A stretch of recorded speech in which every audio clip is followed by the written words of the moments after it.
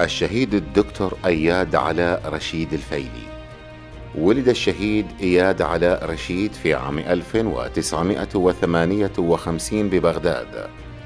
أكمل دراسته الابتدائية والمتوسطة والإعدادية، وتخرج بتفوق من كلية الطب، وعمل في مجال اختصاصه.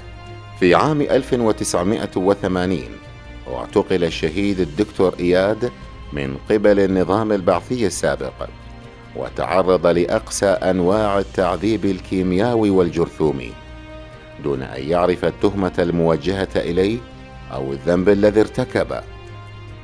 كان ذوو الشهيد يزورونه في معتقل أبو غريب ونقرة السلمان حتى عام 1986، وبعد ذلك انقطعت أخباره إلى ما بعد سقوط نظام البعث عام 2003، حيث ظهر اسمه ضمن قوائم الشهداء المعدومين في المقابر الجماعية.